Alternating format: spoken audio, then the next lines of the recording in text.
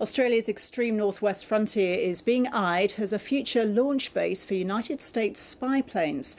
The Pentagon is interested in the tiny Cocos Islands to host drones and other US Air Force assets. The federal government says it's an option, but not one for the immediate future. Political reporter Nada Gilmore joins me now from Canberra. So, Nada, these reports have come out of Washington. What more is the government saying about them? Well, Ros, the government's certainly not ruling it out, but it's trying very hard to make it clear that it's not something that it expects to happen on the Cocos Islands anytime soon.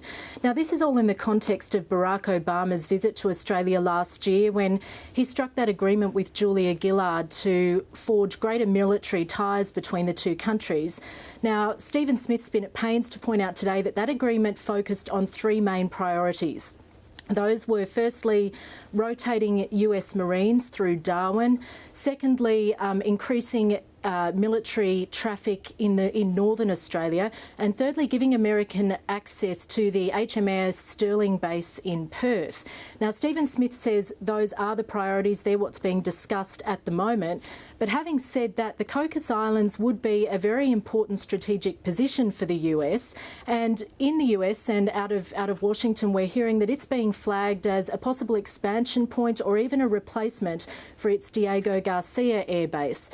Now, Stephen Smith has acknowledged that he flagged the use of the Cocos Islands in this way last year, but he says since then there have been no more developments.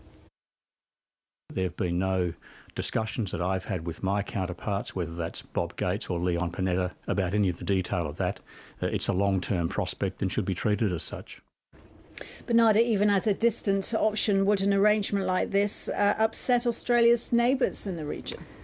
Well, that's something Stephen Smith rejects. He says Australia has been completely transparent with our neighbours on its dealings with the US when it comes to military cooperation, and indeed has even given briefings to our neighbours in the region to keep them up to date on progress.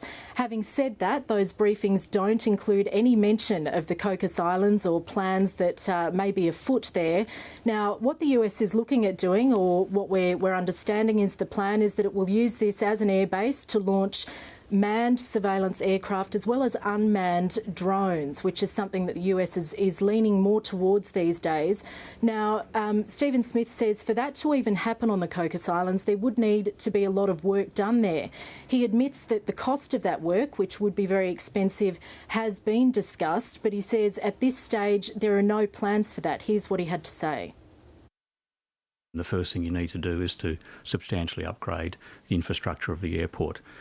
Now, my memory of the costing of that was somewhere between $75 and $100 million, but no one is proposing or suggesting that that occur in the first instance or in the near future. Defence Minister Stephen Smith there, and before that, reporter Nada Gilmore in Canberra.